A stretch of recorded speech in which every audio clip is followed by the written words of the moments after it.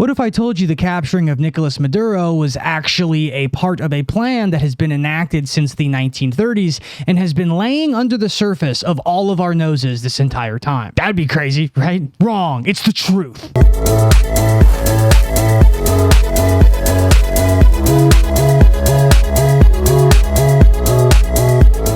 The American Technate is a proposed political structuring that was introduced in the 1930s by a company called Technocracy, Inc. It's essentially an American superstructure, and this idea is one that changes the entire political spectrum within the United States. Now, this was a social movement that was active in the US and Canada in the 1930s, and it favored a technocracy, which is a system or government that does not have a representative democracy, and it does not have partisan politics. The movement is associated with Howard Scott's Technical Alliance, and it incorporates internal factionalism that dissolves into a later state. Now, eventually, this idea was overran and overshadowed by other proposals because it was essentially a way to deal with the Great Depression. Now, the technocracy movement ultimately wanted to be able to deal with partisan politics, and it wanted to replace politicians with business people,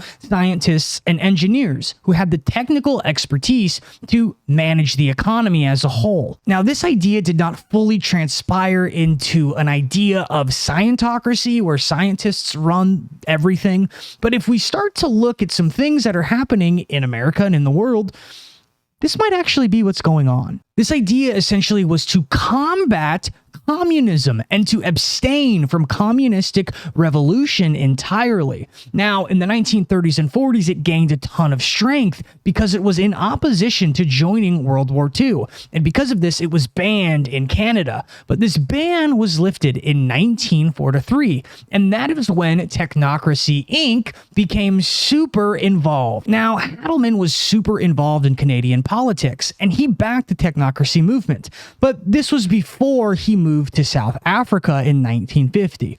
But over the decades, Hadelman repeatedly expressed a ton of views, and he was actually an supporter of apartheid and promoted a number of conspiracy theories. Kind of like you little conspiracy theorist watching this video, conspiracy boy. Now, during the Second World War, he was ultimately arrested, which led to the end of Technocracy, Inc. and the end to technocrats in Canada. But this is when he became a devout anti-communist, and he published a newsletter titled Total War and Defense. Now, this just further shows how much this guy hated communism. Now, Technocracy advocated and contended that a price-based system form of government and economy are structurally incapable of effective action, and it promoted a society that was headed by technical experts, where they argued would be more rational and productive than politicians. Now, eventually, when the Great Depression came, it ushered in different ideas of social engineering that culminated in reforms such as the New Deal. And by 1932, various groups across the US were calling themselves technocrats and proposing these reforms. Now, by the 1930s, the technocrat movement was declining, and some historians say that this is because of the New Deal that was proposed by Roosevelt. Now, historians debate what exactly ended the technocrat movement, but essentially it came to a head. It was banned in Canada, and it was kind of dead until 2013 when it started to kind of rear its head again. Now, it was at this time that something was posted onto the Technocracy Inc. website titled Transition Plan 2016. And this is when things get a little bit strange. Now, in 2015 is when Donald Trump announced that he was officially running for the presidency for the first time. There was rumors of him running for president in the 2010s, and he was really vocal about President Obama. He invented the whole Obama Gate stuff with the whole fake birth certificate that he claimed Obama was from Africa, and a ton of other interesting things. Now, this is all very important because it might have actually been a part of Transition Plan 2016. I know this sounds kind of weird, but just stick with me for a moment. Now, there's very limited information about what was actually posted about with Transition Plan 2016 because the original content has been taken down off of the website and the website has been completely restructured and the archives are not easy to access. Basically, it talked about a future shift and that the fact that the Technocracy Inc. was under a new ownership and there was a plan that was tied to a future change in societal organization and economic structuring of the governance of ideas. It also referenced a meeting in April of 2021 that was going to happen, and it promoted a ton of discussion or coordination about the broader goals of what was going to happen. Now, speaking of Transition 2016, one of the biggest things that happened in 2016 was Trump winning the presidency. He only had like a 3% chance of winning when he announced that he was running. And this low chance was absolutely something that was paradigm shifting in the history of the contemporary United States of America. Because in April of 2021, Trump had a ton of interesting meetings in Mar-a-Lago. A lot of these had to do with the transition of him out of the White House and Biden being put into the White House. And this is also around the time when Trump announced that there was the office of the previous president, where it was sort of like an official declaration that had like the presidential seal on it, that Trump was the former president who would announce ideas and statements on the current Biden administration. There's a whole list of public meetings that were had, some of them being with Senator Rick Scott, some of them being with Laura Loomer. It also mentions him meeting with a South African businessman, but it doesn't say who. Now, not all of his meetings are public at Mar-a-Lago, but I am going to tie this into a very particular person at the end of this video, and I just want you to know that this meeting very likely happened. So hold on to that nugget of information for now. Now, based upon those broader goals, one thing is clear. The Technocracy Inc. is back, and that means someone must be running it. And the goals of American Technate require having a ton more countries becoming a part of America. Countries like Greenland, Canada, Mexico, Cuba, Colombia, and Venezuela. Well, that's kind of crazy because that's a lot of countries. But what if Venezuela was just the first one? Because if you've been paying any attention, you would see what's starting to happen and what's starting to form. That absorbing Canada is a real thing. Is it a real thing? Look, you know how that came about? President's meeting with Trudeau, and Trudeau says, well, if you even out our trade relationship, then we will cease to exist as a country. At which point the president responded very logically, and that is, well, if you can't exist without cheating in trade, then you should become a state. That was his observation. That's how it started. It is how it started. And I think he's told the story publicly. And that's how all this began. Look, Canada's our friend. Canada's our neighbor. Canada's our partner. But it goes back to the point I made. For decades, the United States allowed uneven trade imbalances to develop. During the Cold War, you know why we did it? We did it because we felt like we want countries to be strong economically, even if it means they're cheating, because we don't want them to fall victim to some internal Marxist coup that overturns their government or what have you. Those days are gone. These are rich, developed economies. And ultimately, who can argue against the fact that whatever they charge us, we should charge them. Whatever they prohibit, if they don't allow American companies to do it, we should not allow their companies to do it here. American banks can't even operate in Canada. So there has to be reciprocity here. We can continue to work together on all kinds of things, but whether it's Canada, Mexico, China, anybody else, when it comes to economics and trade, there has to be reciprocity, there has to be fairness. And who would argue, how can anybody argue against that? The days where we just allow countries to take advantage of us, that has to end. That's not good. Notice he said Mexico in there, because Mexico has something interesting going on right now as well. This right here is a video of Mexico having a Gen Z riot, and it's kind of like a revolution right now. This was in November.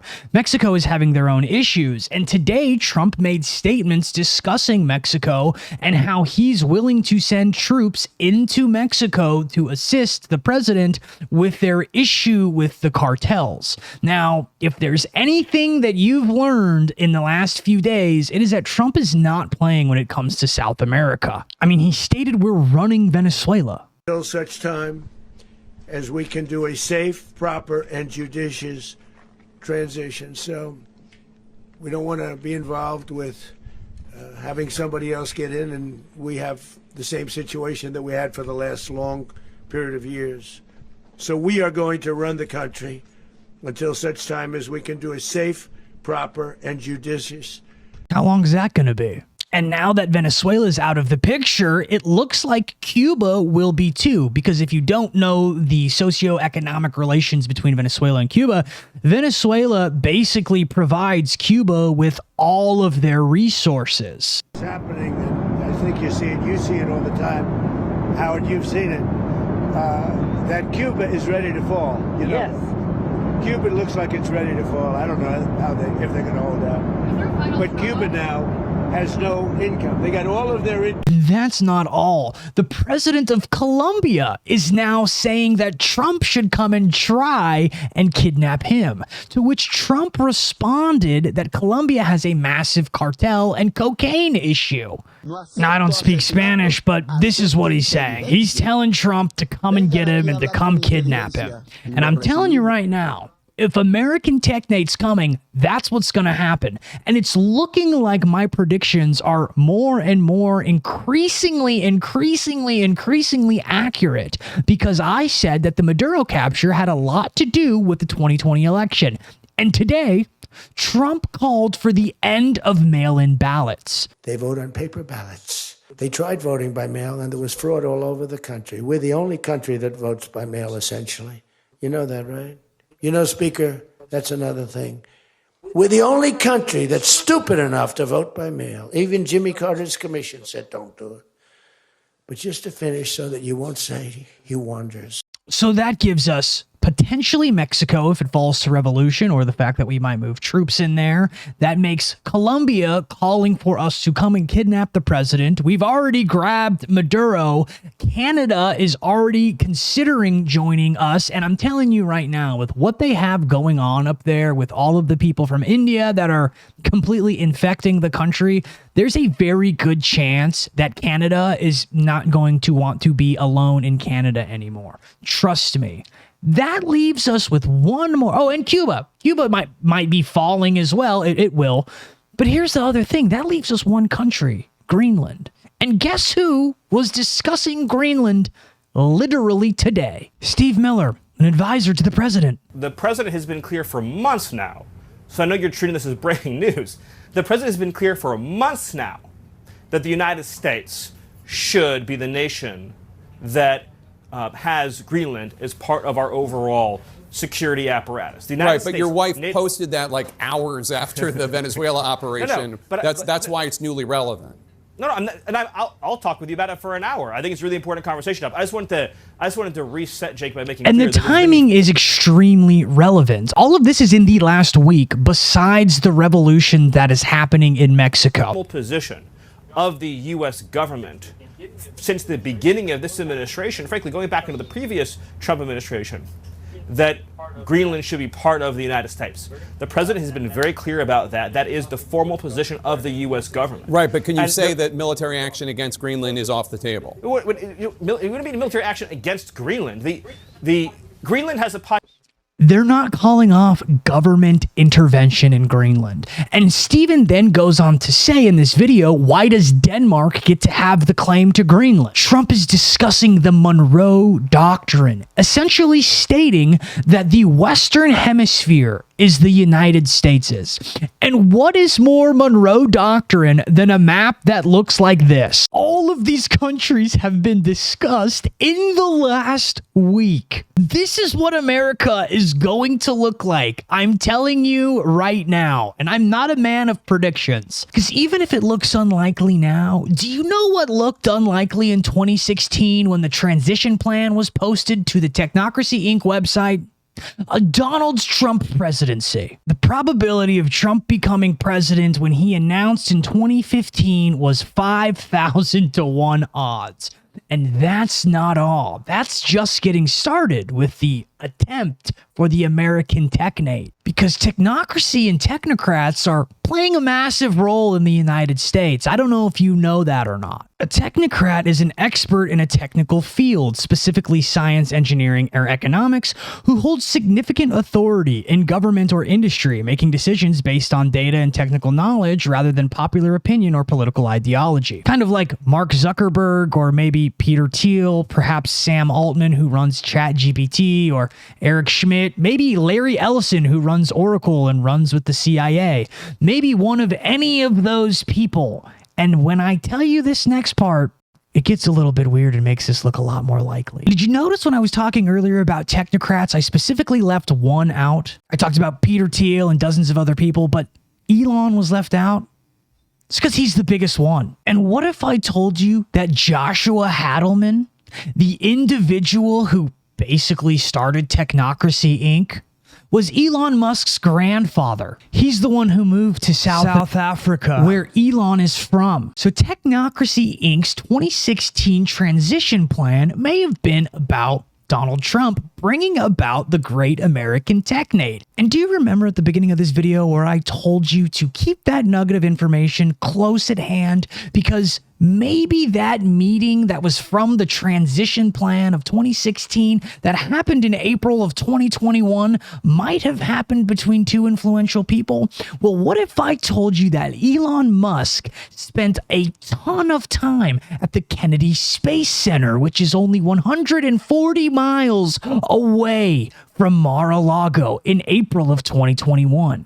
Lines up perfectly with Trump being at Mar-a-Lago for the entire month and Elon Musk spending a ton of time in Florida. 24 hours after the capture of Nicolás Maduro, Trump sat down with Elon Musk at Mar-a-Lago, saying, "Had a lovely dinner with POTUS and FLOTUS. 2026 is going to be amazing." And maybe the great American Technate is coming, and we're a lot closer to it than we thought. Because who's actually looking at any of this stuff? What if I told you there is a spiritual and esoteric element to literally all of this? And if you would like that information, you can access that on my Patreon. I do a 2-hour interview with someone named Melchizedek, formerly known as Ian Ferguson. He also goes by the White Lotus of Light. This person is extremely tapped in, not only to spirituality, but also politics and history. This dude is who has helped me base my entire esoteric studies. And frankly, he's kind of a genius. He's a genius. He's been on Tinfoil Hat podcast and has influenced some of the most influential people on the planet. He's an astrologer and he does a lot of work. Let's just put it that way. So I will see you over on the Patreon. American Technate.